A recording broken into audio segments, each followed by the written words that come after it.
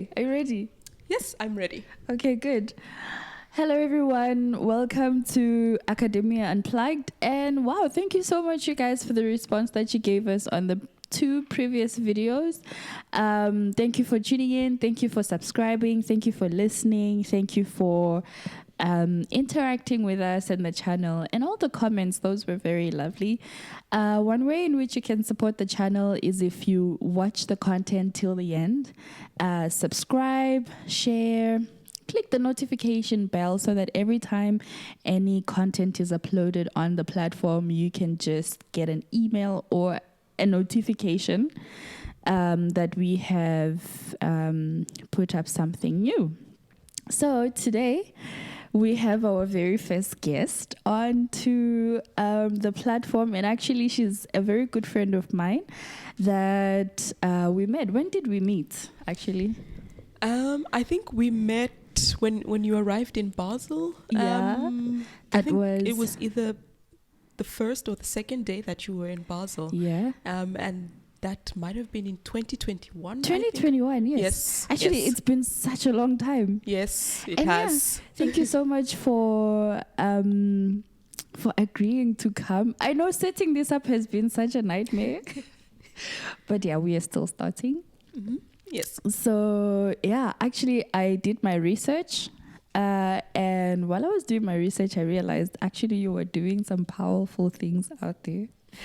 And yeah, so Winnie, we call you Winnie, but is that what you prefer? Yes. Okay. So Winnie, I can say your full names, right? Yes, you can.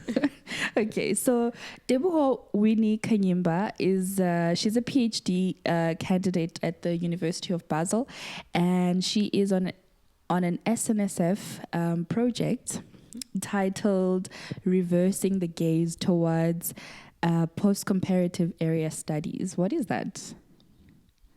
Wow. Well, that sounds so complicated. Sorry, yeah, go ahead. Yes. So the research project is basically about reversing the gaze. Yeah. And the main idea is to take concepts that were developed in the global south and apply them to the global north. Okay. So basically what you would think about as Africa, just as a general example, try to apply that to Europe. So, for example, in our research group, we are working with the concept of retribalisation. And this is a concept that was developed with Africa and is strongly tied to Africa.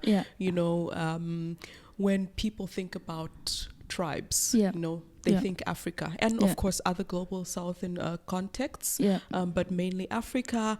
And when people talk about, you know, political conflicts in Africa as an example, then people assume and even report that, you know, it's because of, you know, the tribal conflicts that Africa is plagued by.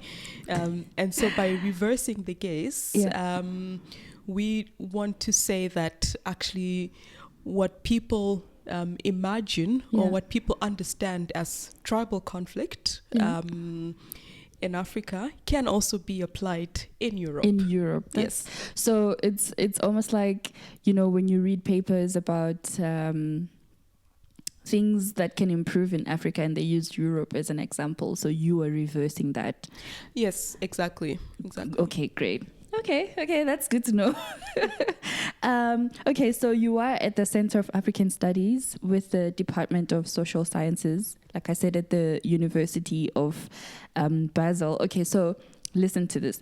Winnie has a master's degree also from the Center of African Studies in Basel. So your master's degree thesis, actually your master's thesis was titled Independence on the Horizon, Reading History in Namibian Documentary Films of the 1980s. So this would be a master's in social sciences?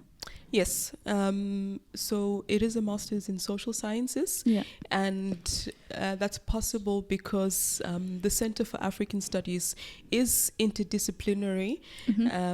So you can approach your research from whichever discipline that you're comfortable with, and you can also merge disciplines. So, for example, there are many people who come from the perspective of sociology, many from history, many from environmental studies, also from digital studies. So actually, with your master's degree at the Center for African Studies, you can do quite a lot. Yes, and so I think I actually did an analysis on documentary films, and my idea was that people can also learn about Namibian history not only through books but through watching these documentary films. That's actually insane. That's incredible. And so does that mean that you did your bachelor thesis also here in Basel? No. So I did my bachelor thesis at the University of Namibia in Windhoek. And it was in history and philosophy. Oh, cool. Yes. And then my bachelor thesis was on African philosophy. Yes. How did you get to thinking, I mean, you are, at whatever age you were when you did your bachelor thesis or your bachelor degree, at what point did you realize that you wanted to do philosophy? Because in my mind, I always think that philosophy is like very deep stuff. Like people, like Socrates and all these weird philosophers. Is that what it is like, really? Yes, definitely. I think... Well, so when I was doing my bachelor's in Namibia, actually, I switched disciplines from the natural sciences to the social sciences. Yes, I know. I know. And first, I started doing history. And I think I also did some French. But then, I started thinking about, actually what I want to do for my academic career, what is my interest. And somehow, I actually don't even remember. I just thought to myself, hey, I always want to find out the deeper meaning of things. And I'm always asking questions. I like that. So I'll do philosophy and I'll combine it with history. Was it not hard? No, actually, it was more exciting to do philosophy. Of course, people look at you like you're weird when you say that you are doing philosophy. But I think for me it was very interesting, and it opened up my mind so much. And I actually then thought that the study in history and philosophy would sort of establish me as a scholar, for my future academic career. Yes. And who's your favorite philosopher? Oh wow, actually, so this is very funny because we had to write an essay on your favorite philosopher. On a favorite philosopher, and actually I don't even remember, but I remember that it was a European philosopher. Because also the study was very much dominated by Western philosophy. That's why I ended up writing my thesis on African philosophy to make a point. But now I would say I think Kwasi Wiredu is my favorite philosopher. He was an African philosopher from Ghana, and I think some of the things that he has written about also ties in to the research that I'm doing currently, you know, because he has written about concepts and, you know, whether concepts are universal. So whether you can find the same concept everywhere, or you can find a different concept, you know, depending on the context. You know, and he has also written on, you know, how we can think about different concepts, or the same concept rather, across different contexts. So yeah, quite inspirational stuff. Okay. I would say, yeah. Okay, great. Okay. I think I will look up on him, and I'll read more, because I also think that philosophy somehow shapes the basis of many sciences. And I think science is mainly philosophy as well, because everything is sort of, you have to give context in everything that you do. But I also don't want to sound like I know exactly what you do, so I'm not going to. So yeah, so you did your bachelor thesis in Namibia, and your academic background is in history and philosophy, as you have said. And you have research experiences in Basel. You've also pursued ambitious, exciting PhD projects that seek to analyze the discourse of identity, citizenship, naturalization, and integration in Switzerland against the background of African studies.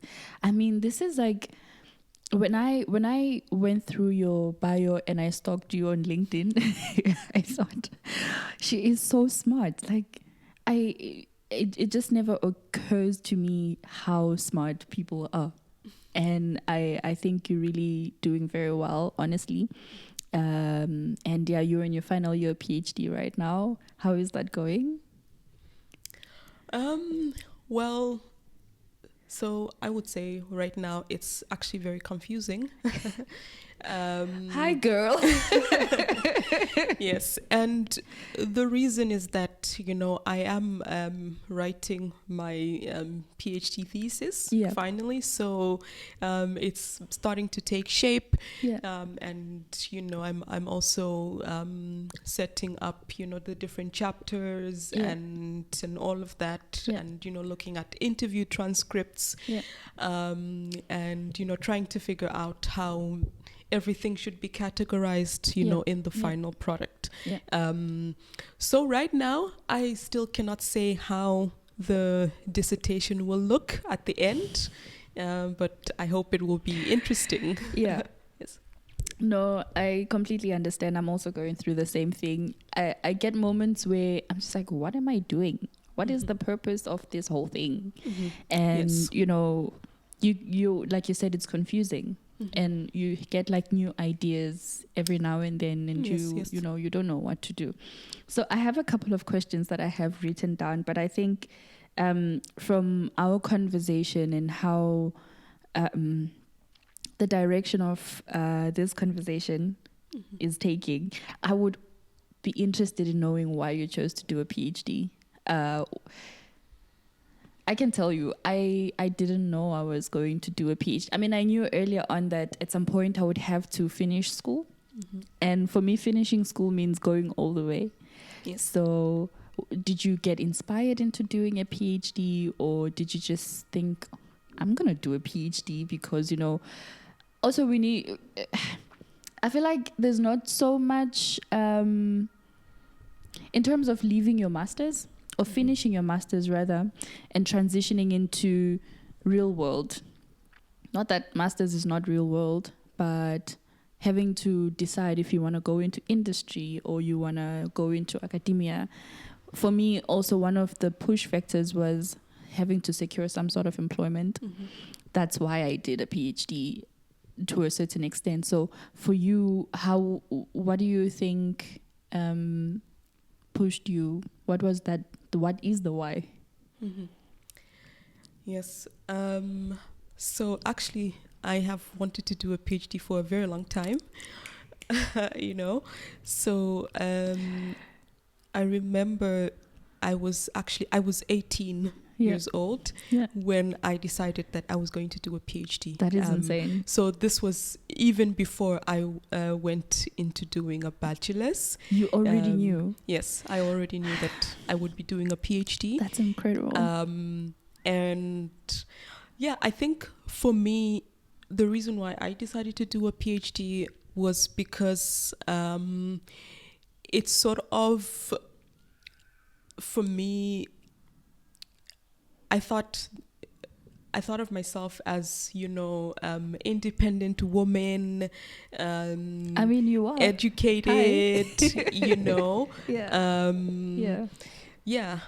I think for myself and all of that. Yeah. And I just remember thinking as well that, I wanted to learn more. I wanted to learn more about the world. Yeah.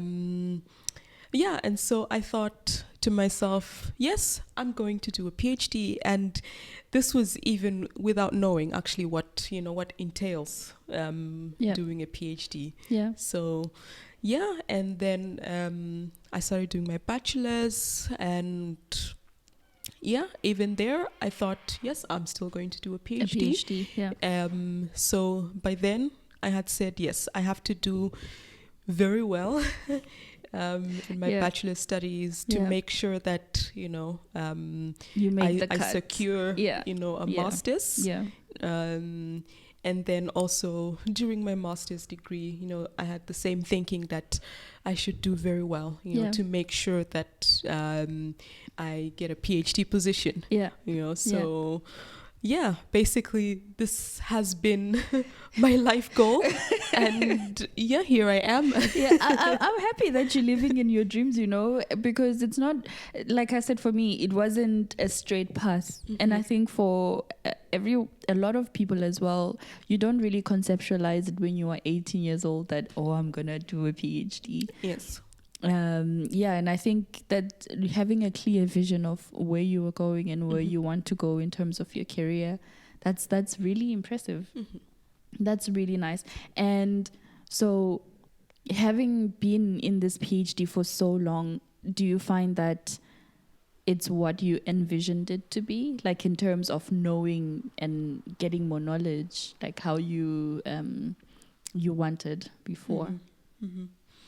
Yes. So I think the PhD that I'm doing right now, or rather the research that I'm doing right now, I think it reflects my life experiences in a way, because I remember before I did the master's degree and I was still living in Windhoek, I remember there was a story about, tribal conflict, something like that. And then actually the president of Namibia at the time actually said that, there is no place for tribalism in Namibia. Everyone is equal.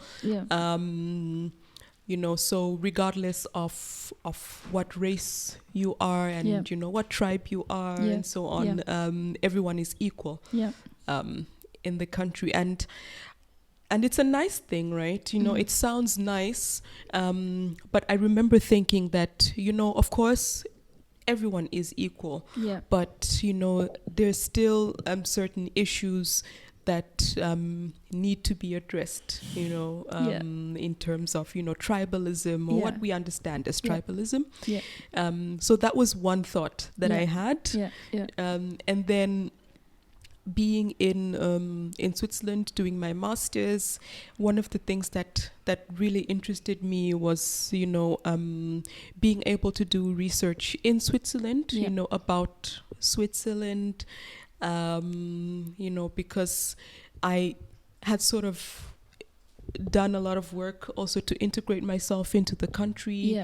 I mean, rightfully so, because you want to find like a better sort of greener pastures for yourself, even in an academic space. Yes, exactly. So focusing on where you have really put yourself and you have, like you said, tried by all means to align yourself with the vision of your PhD and staying, Yes. Yeah, so then I think, right now doing a PhD that looks at, the meaning of tribe, and then also taking that meaning and, trying to analyze it, by looking at Swiss society, I think is really powerful. Really? Yeah. How? I mean, I think there is sort of there is a disconnect in the world, where, and of course this is my opinion, just as a disclaimer, where I think, people think that across the world, and, especially, looking at Europe and Africa, many people think that we are fundamentally different, and, there are different gazes, for example, from an African perspective,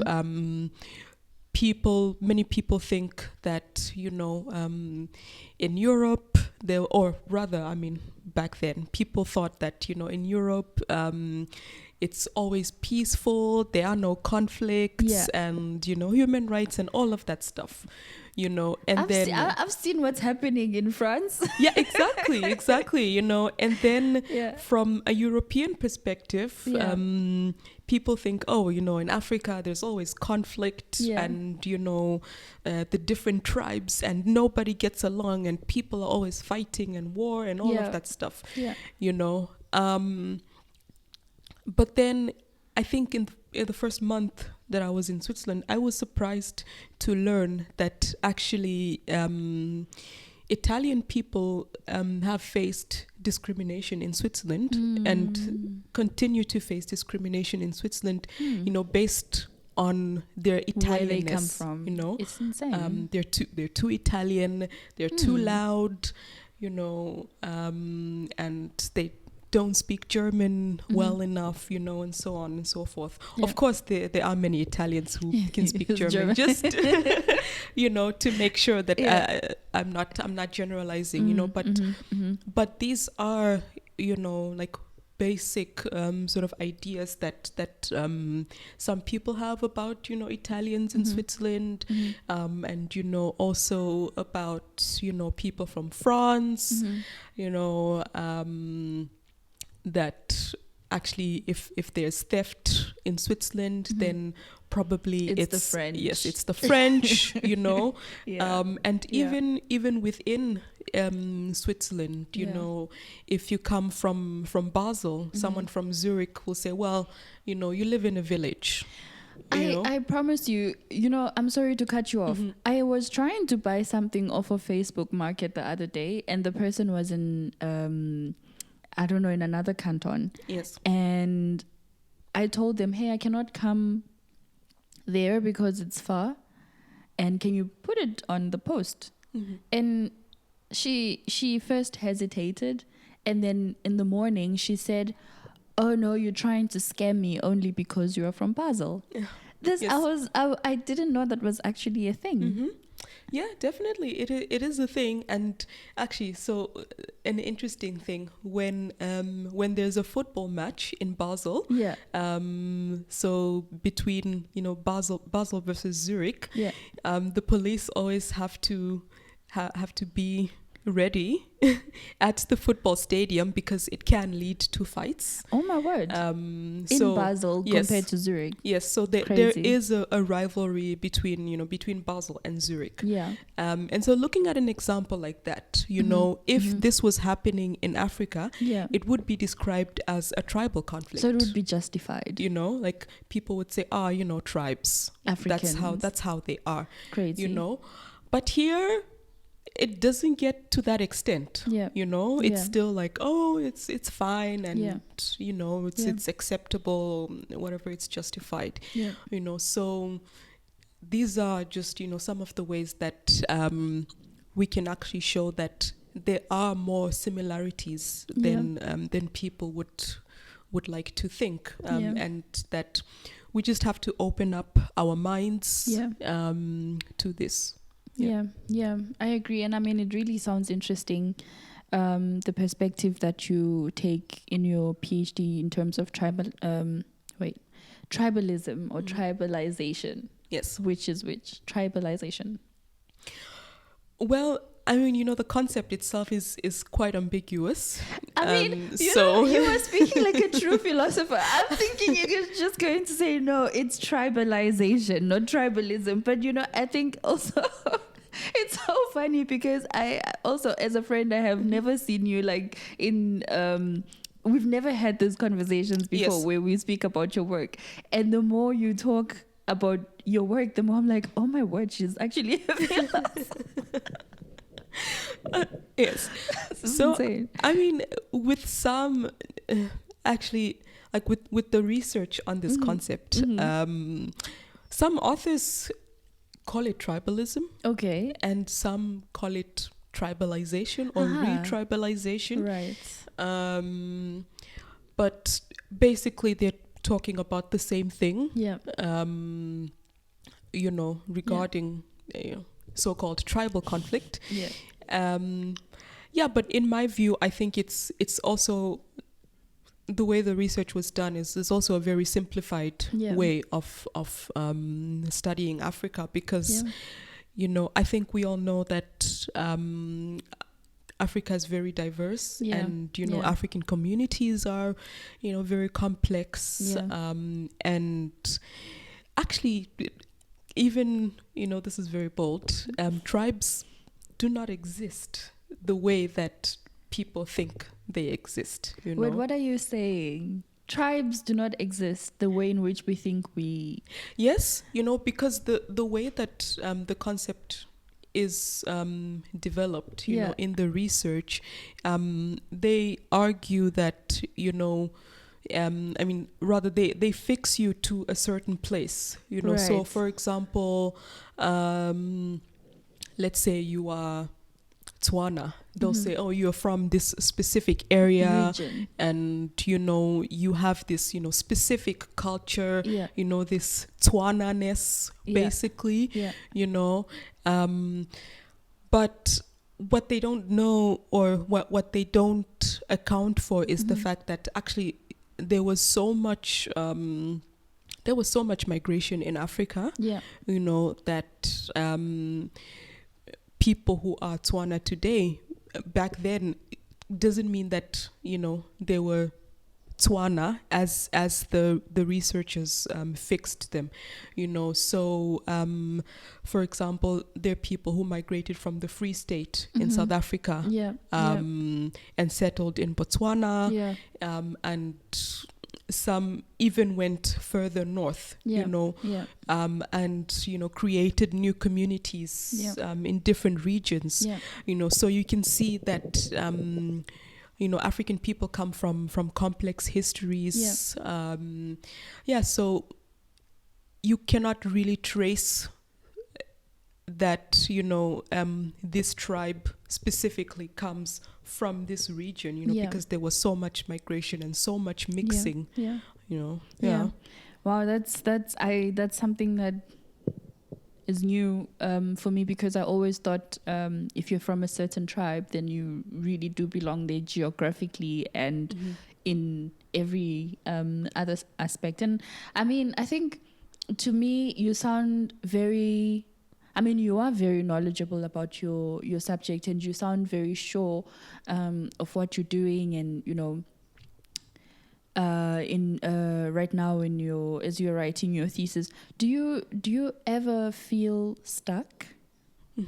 Like outside of thinking about tribalism or tribalization or epistemologies of tribalism or stuff like that, do you ever feel like I cannot think?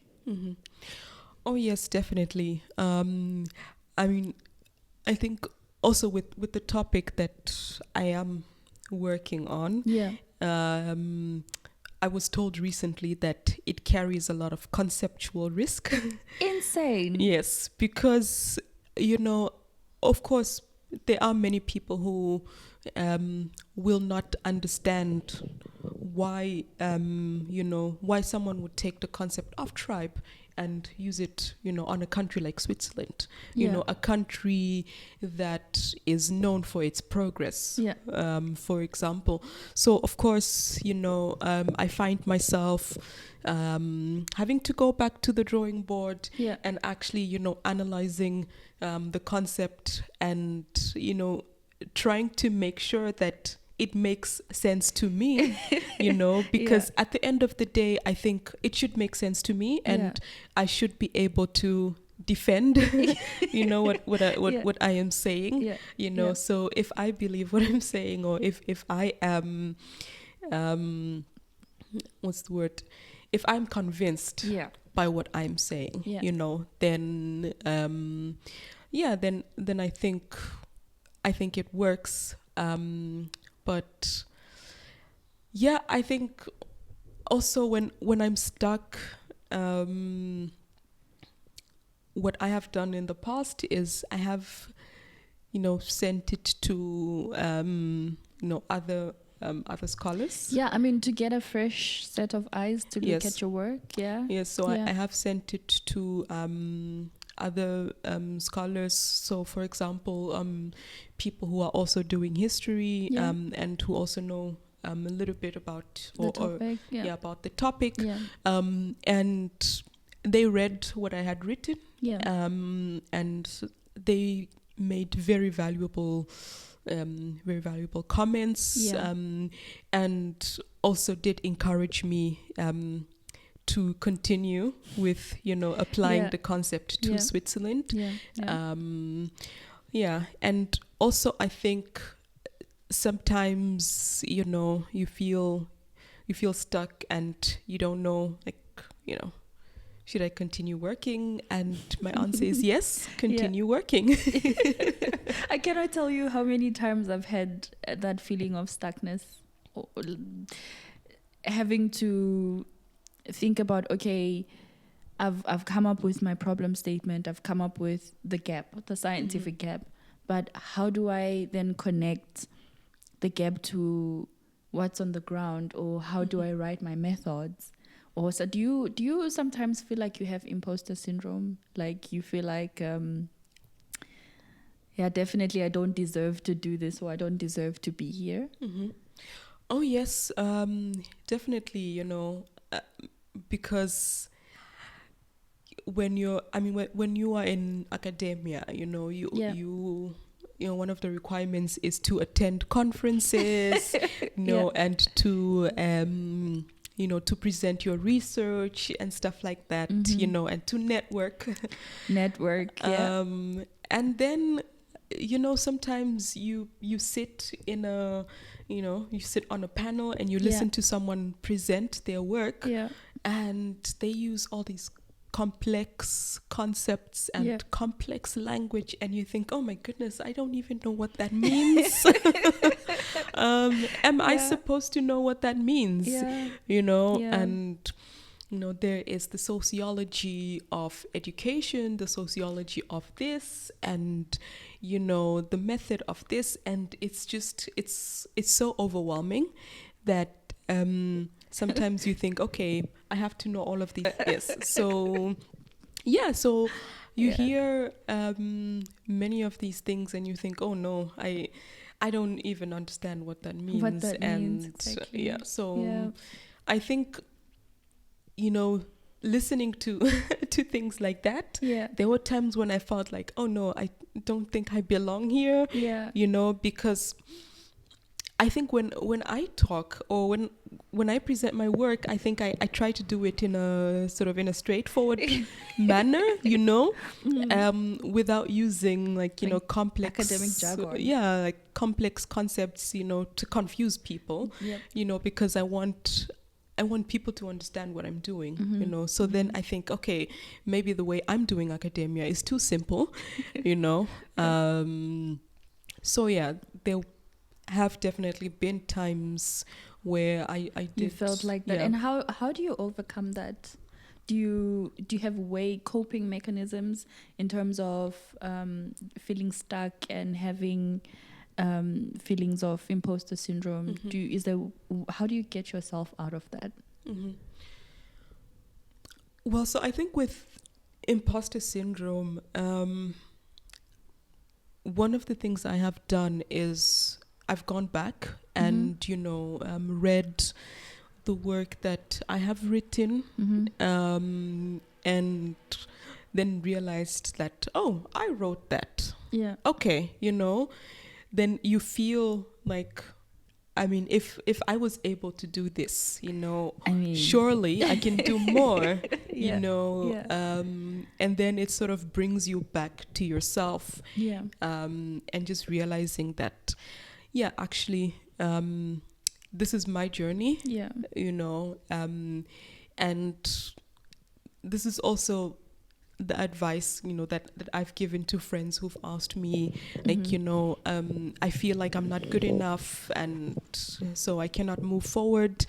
And I say, well, just look at what you have accomplished so far, and that will give you the boost and the confidence to know that, I've got this, and also realizing that, it's your journey, remembering that you don't have to compare yourself to other people. I think that's one of the main causes, of imposter syndrome. And then also feeling stuck. Yeah, there are days where I feel like, oh, I don't want to write, I don't want to do anything. But on those days, I think what helps is to read something around the topic, which broadens your mind. And then sometimes what I do is, if I don't want to write, so I say, okay, you know what? Let me sit down and write one page. Just do it. And even if, I've written half a page and I want to give up, I say, no, I said one page. So I continue, I finish. And once I finish the one page, I realized that I think, oh, actually, I can write 2 pages, even more. I can write 4 pages, and, that also is very motivating then, because that you don't only have to work when you feel motivated, because then otherwise you will never move forward, So And as I'm sitting here, I'm reflecting on the day that I met you, actually, and how my first initial thought getting into Basel was, oh my word, there's another Black woman. That for me was very comforting, and that for me was, and you were very nice to me. I mean, for someone who you have never met, I remember asking you to show me around and to go shopping with me. I didn't know what was what. I couldn't speak German. I couldn't even understand. I still don't know how to speak German, but at least I couldn't understand what was being said, and and I remember thinking to myself, wow, how do I navigate being in a new place without any familiar support structures? Like, at home, at least you have family, you have friends, you have people that you can rely on in terms of, like, okay, I feel like, oh, I'm not smart today. I can call my mom, or I can speak to my mom and say, hey, this is how I'm feeling. And she'll be like, you are very smart. Just go do it. And I just remember having that sense of comfort to say, amazing. There's someone else who's doing their PhD who's Black in Switzerland, and it was very comforting for me. Do you recommend, or what forms of supportive systems do you recommend, especially for academics? Also, I feel that, sometimes maybe you are the only academic in your friendship group, or at home. For example, for most of us, we are like first generation academics from our families. How do you where do you find that source of support from? Yeah, so I think Okay, so I think there are different parts to your question. Yeah. I talk a lot. So if you let me speak, then I'm going to speak the whole day. Yeah. Yes. So I think for me, I came to Basel to do my master's. Yeah. And actually a friend of mine had shown me around. Yeah. A Swiss friend. Yeah. Her name is also Lisa, actually. Hi, Lisa. She showed me around. Yeah. She showed me where the Center for African Studies is located, and where to buy the tram ticket, and the bank, opening a bank account, and where to buy shoes, and stuff like that. She actually took the map of Basel, and like she had sort of made points on the map to say, here is the Center for African Studies, that is so and cool. Here's the university, and here's that, and that was very helpful for me, so I think when I meet someone new, knowing how confusing Basel can be, and also having that experience, I know that it's important, to have someone who will show you Who's around a support system. And tell you that, hey, this is where you can go, and all of that. So I think that's important, and just asking around, I think, the worst thing that someone can say is no. Exactly. Ever since that has been my approach to life, I think I'm unstoppable. Yeah, exactly. I tell myself, what's the worst that could happen, really? Or what's the worst that someone could say? If they say no, okay, then we move on. And I think that mindset, I like that you say that mindset allows us to conquer even more, like to go beyond what we are, what we can do, or beyond our expectations. Can we talk about money? Can we talk about money and how expensive this part of the world is, at least having to do a PhD in a first world country, or anywhere really? I think the cost of living has progressively become higher everywhere. And so do you ever find yourself in situations where you have to apply for funding to go for conferences, or like apply for funding for fieldwork? How do you navigate that? Where do you start? So I think it's really important to have a supervisor who is supportive of you. And at least I know that at the University of Basel, they have many resources for these types of things. So going to your department, to the administration, and saying, okay, so I want to do field work, or I want to attend this conference, and these are the costs. I think there is always someone who will help you, and let you know what the steps are in doing this. So at least there is that, So I think it's important to find out what the possibilities are, what's possible for you, and at what time. So have you ever had to go for fieldwork, like in your junior PhD? Do you have fieldwork? Yes. So I do have to do field work. I'm just lucky enough that my field work is in Switzerland. That must be cool. So so I guess I just have to move around different cantons. Like my research is in Basel, and sometimes in Bern, and sometimes in Zurich. So in terms of field work, I guess I'm quite lucky. So I think what has been more costly is probably the conferences. Conferences. Going abroad, like to the UK.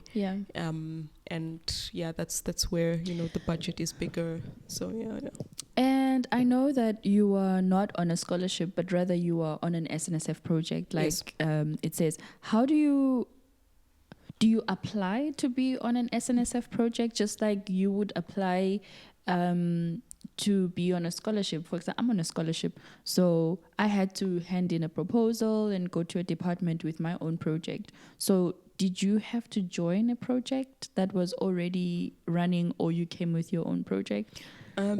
So the project was already running. Okay.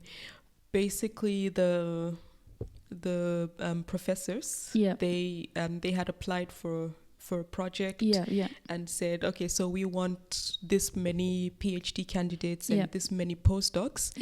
And then once the project was accepted, they, I guess, uploaded it. Yeah, they advertised it. And then so you apply for the position. Okay. Then, so the same way that you would apply for a job. It's basically a job. So you apply for the position. And the requirements were you had to write a what is it called? So basically, you had to respond to the research, to the research project. So the research project is titled "Reversing the Gaze," towards post-comparative area studies. And then in my research group, it's the concept of retribalisation. So then I just wrote something that was aligned to that. Okay, great. And just to digress a little bit, sometimes I feel like, connecting it back to the feeling of imposter syndrome and all of that, I feel that is connected a little bit more into mental health. And I think this is an area in our academic lives that we tend to overlook, because sometimes, people expect you to be on your optimum the whole time. And people, especially people that either look up to you or people that you look up to, your mentors, your supervisors, or something like that. And a lot of academics out there are depressed, or maybe not diagnosed, or going through some sort of phase or sadness or something like that. And if this is completely comfortable to speak about, then we can speak about it. Do you ever feel like, no, rather, let me ask it this way. How best can we navigate the state of depression in academia? Also because there's a lot of competition. Yes. All of us are trying to get to that postdoc. All of us are trying to get to that position. And that could, lead to a certain level of depression or anxiety or, things like that. How do you get yourself out of that state?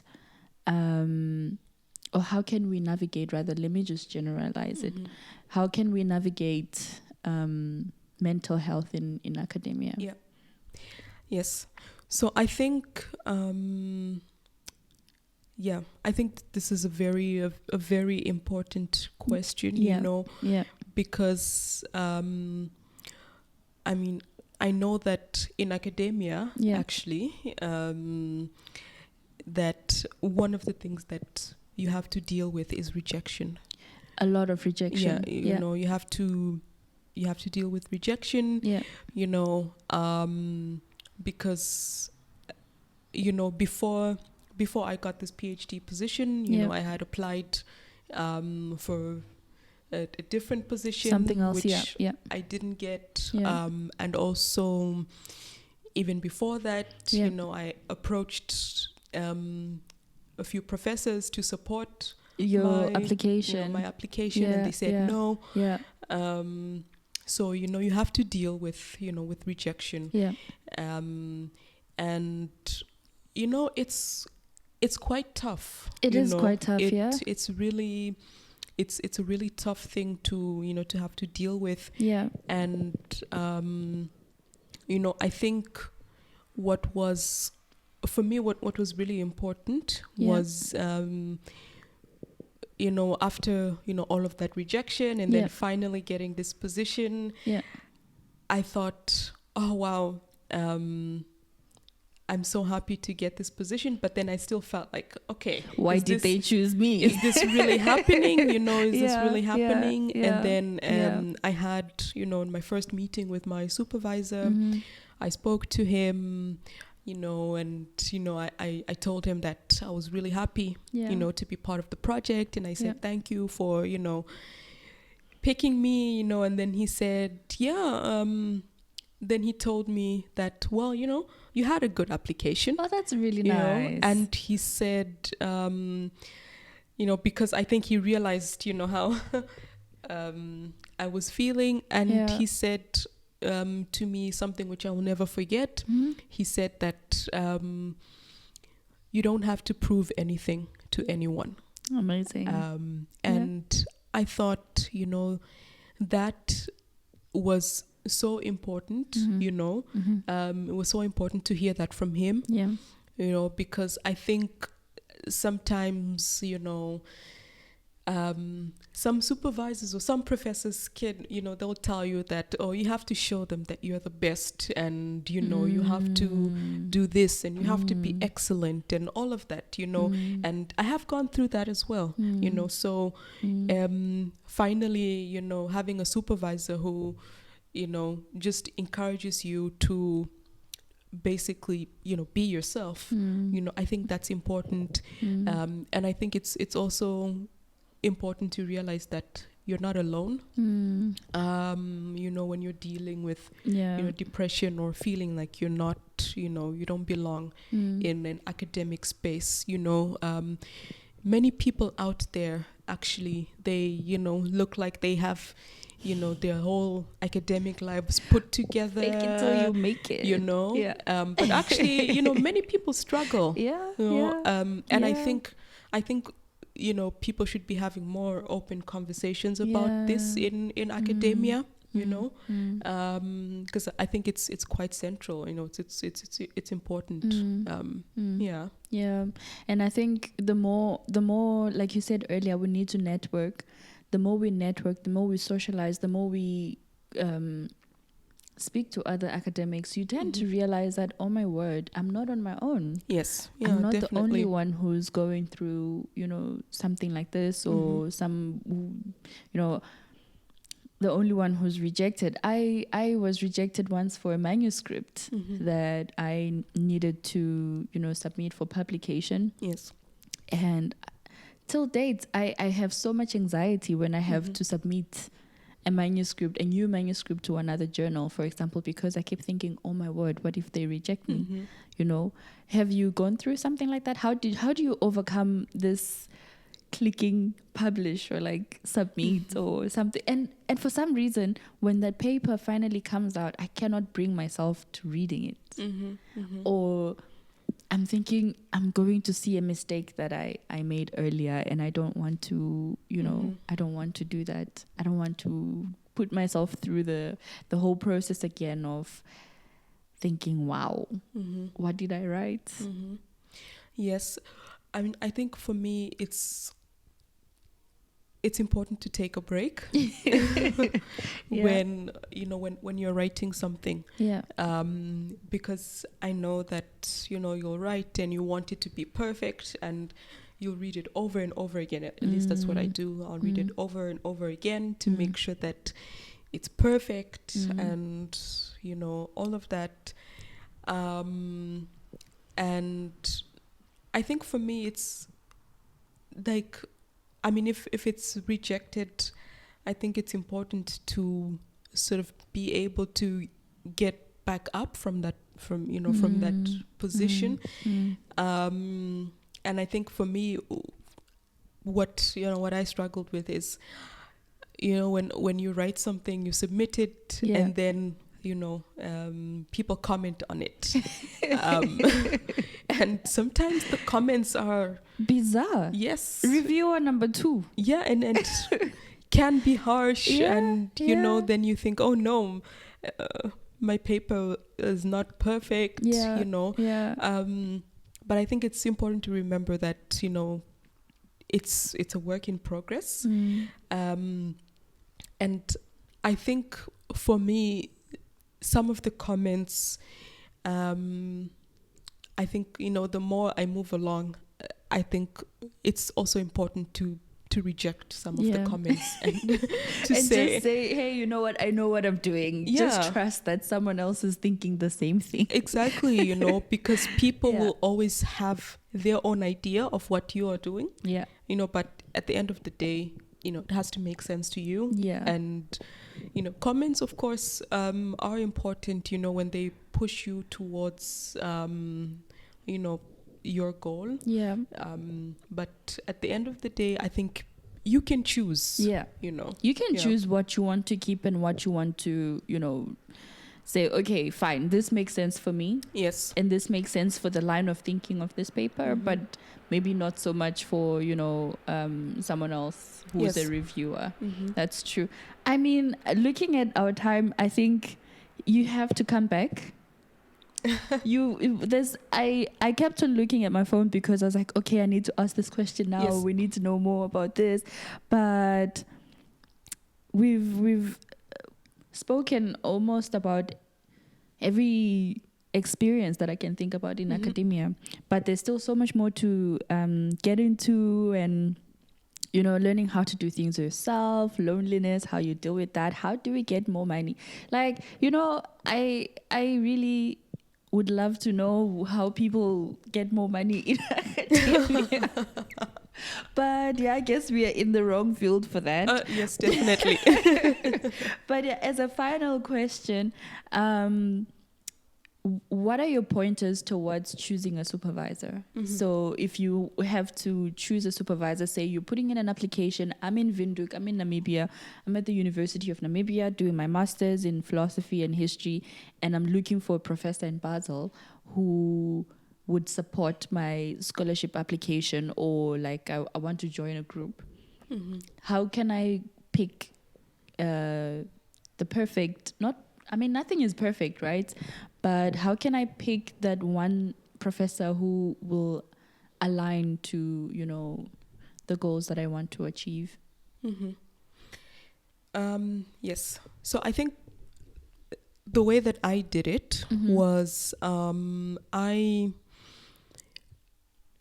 picked a supervisor who, you know, inspires me academically. Yeah. So my current supervisor, I think he has done such amazing work. Yeah. And, you know, actually, you know, because he was also one of my professors when I was doing my master's. Yeah. Yeah. And, you know, the courses he taught, you know, always inspired me to think more. Yeah. And, you know, to do more and to know more. Yeah. So I think that's important. And I think another important point is, you know, someone who supports you in your academic journey. Yeah. So, basically someone who will not impose their ideas on you, you know, because at the end of the day, you're doing the PhD, you're the researcher, you know, so someone who will just support you in developing your ideas, who will say, okay, so this is what you have, this is what you can do, you know, like that. And the way that I did it was first of all, I wrote an application. You know, I wrote a project proposal of, you know, what I was interested in doing. And then, it aligned with, you know, the research that I'm doing now. So I think, in the end, it worked out. Yeah. Okay. And what advice would you give to a PhD student who's just starting? Should they even start? Oh yes, definitely. I mean, yeah. I think so. I think Yeah, this is a tough one, hey? But so when you're at the beginning of your PhD, just know that you will not have everything figured out from the get-go, which is what I thought. You know, you need to take time to think about, you know, your field work, to think about your methodological approach, you know, to think about your research question. So, yeah, these things take time. And I would also advise you to, you know, talk to your supervisor. Also, when you're feeling stuck, you know, say that I can't move forward. I don't know what I'm doing. It will be very helpful. Yes. Okay, great. And I have to ask this one. If you were not in academia, what do you think you would be doing? Yeah. It's really interesting. So I think so there are two options. Okay. Interesting. One option is, I think I would be somewhere in the natural sciences. Okay. Not sure where exactly. Yeah. Another option is, I think I would be in psychology. Psychology? Yes. I wanted to do psychology. Yes. Yeah. So. Okay. That's what I think. I get why we're friends. Yeah. I get it too. But yeah, thank you so much for coming. I loved it. I loved having this conversation with you. And I feel like I even know you better now. I don't even understand why we don't speak about your research when we are hanging out. Yeah. We're in different fields. So. Okay, yeah, that makes sense. Yeah. So yeah, thank you for coming. I really appreciate that you took your time. This took the whole day, I know. And so we appreciate your time, and we know definitely that you're gonna be back because there's so much more to talk about. Yes. And I look forward to having you back again. Yes. Thank you so much for having me. Cool. Yeah, I hope this was enjoyable. It was. And I'm sure everyone out there is going to enjoy it. And if anybody else has questions, if anybody wants to ask Winnie questions, just comment down below. And yeah, by the way, where can people find you? Do you want to shout out your social media? Where can people read your work? If someone is interested in you being a supervisor, you don't know who's listening. Can we share your details in the description box? I mean, I'm on LinkedIn. Yeah. So you can find me on LinkedIn. Yeah.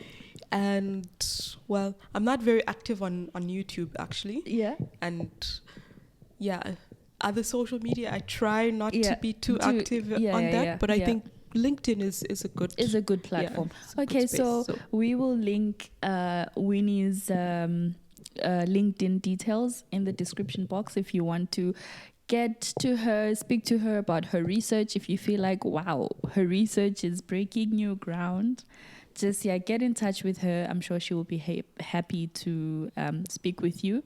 So yeah, if you enjoyed the video, click the like button and click the subscribe button and have your notification bell on. And I hope you watched till the end, and I hope that you will continue supporting the channel. So from me and Academia Unplugged, where real scholars tell their stories. Bye.